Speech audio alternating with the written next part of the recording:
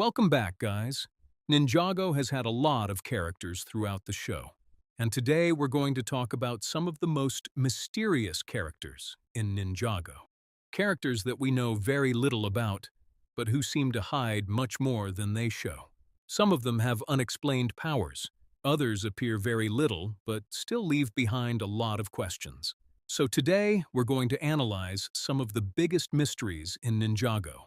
Just like the title says, these characters truly deserve to be studied because of how mysterious they are.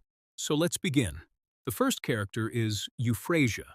She quickly became one of the most mysterious characters introduced in Dragons Rising. After Moro lost his powers, Euphrasia became the new Master of Wind. But the problem is that we know almost nothing about how she actually received this power. In the past, we were told that elemental powers are passed down in a certain way, and that there is always a connection between the former and the new elemental master. But in her case, everything feels very strange and very sudden, especially since Moro was an extremely important and powerful character. The fact that his power ended up with Euphrasia raises a lot of questions. Was she chosen by the element itself? Did she already have a connection with Moro? Or maybe there are still things about the wind element that we don't know yet.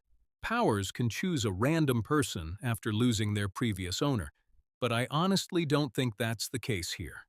On top of that, her past is almost completely unknown. We don't know much about her life, and she seems to be hiding something, or maybe even working for someone. What were the chances that at the beginning of Season 4, she would end up in the exact same place as Lloyd, the leader of the team? She could have been anywhere else, or with other ninja. In my opinion, that is not a coincidence. The second character is Agent Donovan. Donovan is the type of character who appears very little, but every time he does, he gives the impression that he knows much more than he says. The way he talks, the information he has, and his connections all make him feel suspicious. Many times in Ninjago, seemingly normal characters end up having massive connections to the main story. It's obvious that he works for someone, and that person, the administrator, is an even bigger mystery.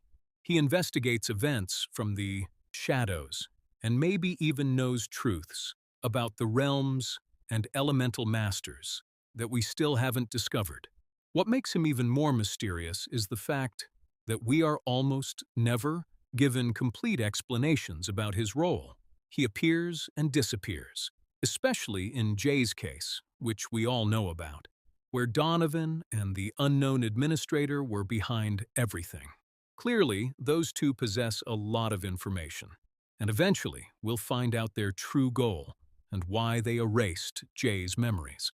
The next character is Freya from Umbra Silvvis. Honestly, Umbra Silvvis is already one of the most mysterious realms ever introduced in Ninjago. We know almost nothing about this place, about who lives there, or what kinds of powers can exist in that realm.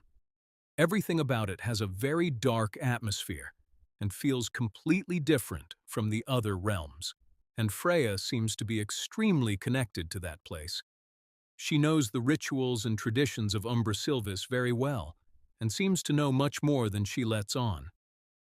I actually think she helped Dr. Larroe with the tablet connected to the Weapon of Desolation.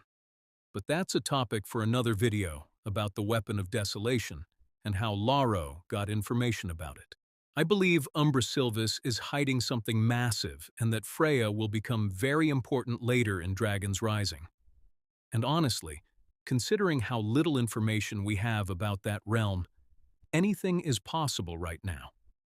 Especially because Freya is pretty much the only character we've really seen from that realm, and she's also older, which makes everything even more suspicious. What is she hiding? It's hard to say right now, but I think we'll definitely learn more about her and this realm in the future. Now we arrive at probably the biggest mystery in all of Ninjago, the First Spinjitzu Master.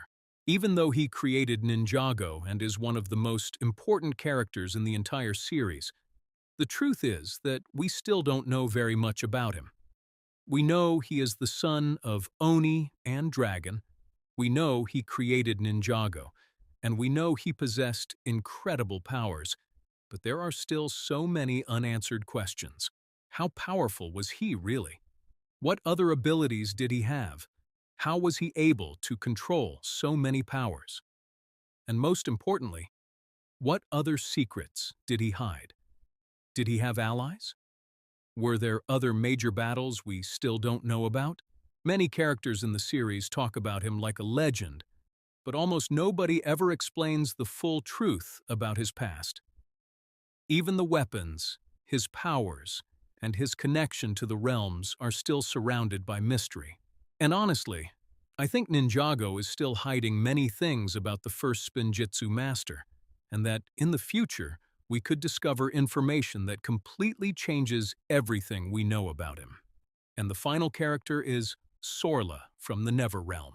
Sorla is one of those characters who don't seem very important at first, but when you really analyze her, you realize how mysterious she actually is. In Season 11, she helps the ninja a lot and demonstrates incredible knowledge about elemental powers and balance. She tells Kai that his powers haven't disappeared completely and helps Nia use her element through ice. That shows she understands the elements on a very advanced level. But the problem is that we don't know where this knowledge comes from. She is not confirmed to be an elemental master, yet she seems to know more than many major characters in the series. On top of that, she knows ancient legends and seems to understand the history of the realms extremely well. Because of that, I think Sorla is hiding something much bigger and could have connections to powers or events that we still know nothing about. Especially since the ninja will most likely return to the Never Realm, meaning we could see her again. There's also a theory that she may have been the wife of the First Spinjitzu Master. These were some of the most mysterious characters in Ninjago that truly deserve to be studied in detail. Honestly, one of the most interesting things about this series is the fact that it doesn't always give us all the answers immediately, and that leads to so many theories being created. Of course, everything we discussed here is only theory and speculation based on the information we currently have. It's very possible that future Dragons Rising seasons will give us more answers about these characters. But now I'm curious about your opinion. Which character do you think is the most mysterious in Ninjago? And who would you like me to make a separate video about? Don't forget to leave a comment, and I'll see you next time.